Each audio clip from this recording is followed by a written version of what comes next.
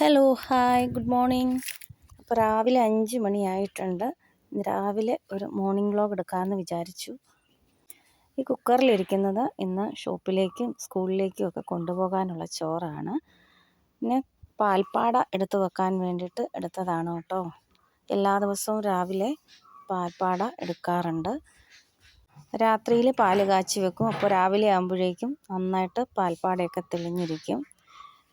ഇന്ന് കുറച്ച് ഇഡ്ഡലി ഉണ്ടാക്കുന്നുണ്ട്, പിന്നെ കുറച്ച് പുട്ടുകൂടി ഉണ്ടാക്കുന്നുണ്ട്. അപ്പം ഇഡ്ഡലിക്കുള്ള മാവ് ഉപ്പൊക്കെ ചേർക്കുന്നതിന് മുമ്പ് കുറച്ച് മാറ്റി വെക്കുന്നുണ്ട്. ഞാൻ ഇന്നും ഇങ്ങനെയാണ്, എല്ലാ മാവിലും കൂടെ ഉപ്പ് ചേർക്കാറില്ല. അന്നത്തേക്ക് ഉള്ളത് മാത്രമേ ഉപ്പ് ചേർക്കാറുള്ളൂ. അങ്ങനെ കുറച്ച് സോഡാപ്പൊടിയും ഉപ്പും ഒക്കെ മാവിലേക്ക് ചേർത്ത് കൊടുക്കുകയാണ്.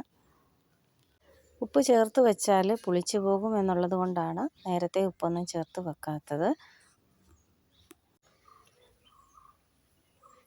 മാവൊക്കെ ഉപ്പും സോഡാപ്പൊടിയും ഒക്കെ ചേർത്ത് നന്നായിട്ട് ഇളക്കി വെക്കുന്നുണ്ട്. ഇനി ഒരു ഇഡ്ഡലി പാത്രം സ്റ്റൗവിൽ വെച്ചിട്ടുണ്ട്. അത് എന്തിനാണെന്ന് വെച്ചാൽ ഞാൻ മീൻ ഫ്രൈ ഒന്ന് ചൂടാക്കി എടുക്കുന്നതിന് വേണ്ടിയിട്ടാണ്. എൻ്റെ ഓവൻ ഒരു ചെറിയ പ്രശ്നം, അതുകൊണ്ട് ഇപ്പോൾ ഇങ്ങനെയാണ് മീൻ ഫ്രൈയും അങ്ങനെയുള്ള സാധനങ്ങളൊക്കെ ഞാൻ ചൂടാക്കി എടുക്കുന്നത്. ഇവിടെ എല്ലാവർക്കും കൊളസ്ട്രോളിൻ്റെ പ്രശ്നമൊക്കെ ഉണ്ട്, അതുകൊണ്ടാണ് കേട്ടോ ഇങ്ങനെ ചൂടാക്കുന്നത്. ഇങ്ങനെ ആകുമ്പോൾ എണ്ണയുടെ അധിക ഉപയോഗം വരില്ല, അതുകൊണ്ടാണ് അങ്ങനെ ചെയ്യുന്നത്. എൻ്റെ ഓവൻ്റെ സൈഡിൽ നിന്നൊരു സ്പാർക്കൊക്കെ വരുന്നുണ്ട്, അതിനെ കൊടുത്തൊന്ന് ശരിയാക്കണം.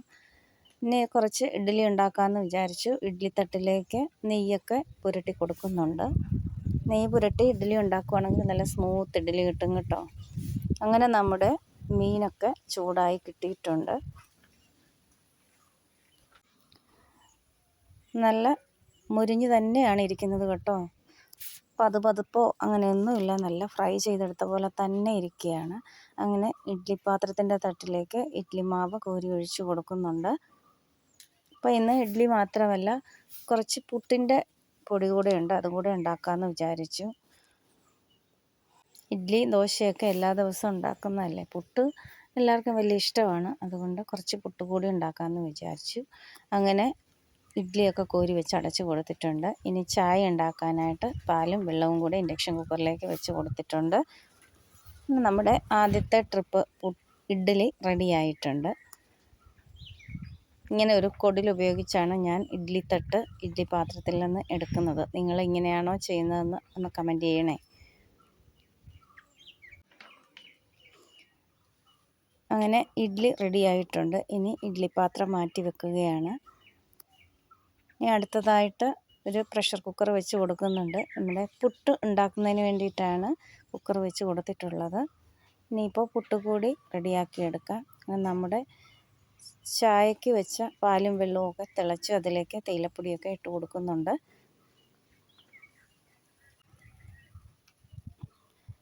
ഇത് ഞാൻ കുറച്ച് ദിവസം മുമ്പെടുത്ത വീഡിയോയാണ് കേട്ടോ. എഡിറ്റ് ചെയ്യാനുള്ള മടി കാരണം നീണ്ടു പോയതാണ്. അങ്ങനെ നമ്മുടെ ചോറൊക്കെ തിളച്ചിട്ടുണ്ട്. ചോറങ്ങ് വാർത്തിടാമെന്ന് വിചാരിച്ചു. ചോറൊക്കെ വാർത്തിട്ടിട്ടുണ്ട്. നമ്മുടെ ഇഡ്ഡലിയൊക്കെ ചൂടാറിയിട്ടുണ്ട്, അത് ഇളക്കിയെടുക്കാം. അപ്പോൾ ഇന്ന് ചേട്ടായി ഉച്ചയ്ക്ക് ലഞ്ചിന് കൊണ്ടുപോകുന്നത് ഇഡ്ഡലി തന്നെയാണ്. അതുകൊണ്ട് ഇഡ്ഡലി പാത്രത്തിലേക്ക് ടിഫിൻ ബോക്സിലേക്ക് തന്നെ ഇട്ട് വെക്കുകയാണ്. പനിയൊക്കെയാണ്, അതുകൊണ്ട് ചോറ് കഴിക്കാനൊന്നും ഒരു മൂഡില്ലാന്ന് പറഞ്ഞിട്ടാണ് ഇന്ന് ഇഡ്ഡലി കൊണ്ടുപോകുന്നത്. അപ്പം ലഞ്ച് ബോക്സിലേക്ക് ഇഡ്ഡലിയൊക്കെ എടുത്ത് വെച്ചിട്ടുണ്ട്. നമ്മുടെ പുട്ട് റെഡിയാക്കി എടുത്തുകൊണ്ടിരിക്കുകയാണ്. നമ്മൾ ചിരട്ട പുട്ടാണ് ഉണ്ടാക്കുന്നത് കേട്ടോ. പുട്ടുകുറ്റി ഒന്നുമില്ല, ഇപ്പം ഇങ്ങനെയാണ് പുട്ടുണ്ടാക്കുന്നത്. അങ്ങനെ പുട്ടും റെഡിയായി. ഇനി മോന് കൊണ്ടുപോകുന്നതിന് വേണ്ടിയിട്ട് ഒരു മുട്ട തോരൻ വെക്കാൻ ഒരു ഫ്രൈ പാൻ സ്റ്റൗവിലേക്ക് വെച്ചിട്ടുണ്ട്. അതിൽ വെളിച്ചെണ്ണയൊക്കെ ഒഴിച്ച് കൊടുത്തിട്ടുണ്ട്. എല്ലാ തോരനും ഒന്നും കഴിക്കാത്ത കാരണം മുട്ടത്തോരന്, പയറ് തോരന് ഇങ്ങനെയൊക്കെയുള്ള സാധനങ്ങളൊക്കെയാണ് കൊടുത്തു വിടുന്നത്. ഉരുളക്കിഴങ്ങ് മെഴുക്കുപുരട്ടി ഇതൊക്കെയാണ് കൂടുതൽ കഴിക്കുന്നത്.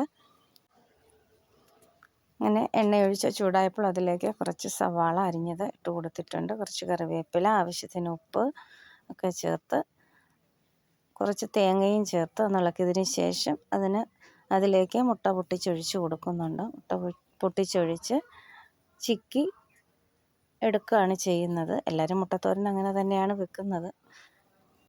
അപ്പോൾ അതുകൂടെ ആയിക്കഴിഞ്ഞാൽ രാവിലത്തെ പണികളൊക്കെ കഴിഞ്ഞു. ഇന്ന് ഒരാൾക്ക് മാത്രം ചോറ് കൊണ്ടുപോയാൽ മതിയായതുകൊണ്ട് കുറച്ച് എളുപ്പമുണ്ടായിരുന്നു. പിന്നെ ഇഡ്ഡലിക്ക് സാമ്പാറും ചട്നി ഒക്കെ ഉണ്ട്, അതൊക്കെയാണ് കൊടുത്തു വിടുന്നത്. അപ്പോൾ ഇന്നത്തെ കൊച്ചു വ്ലോഗ് ഇവിടെ നിർത്തുകയാണ്. അപ്പോൾ എല്ലാവരും ഇഷ്ടപ്പെട്ടെങ്കിൽ ലൈക്ക് ചെയ്യുക, ഷെയർ ചെയ്യുക, കമൻറ്റ് ചെയ്യുക, സബ്സ്ക്രൈബ് ചെയ്യുക.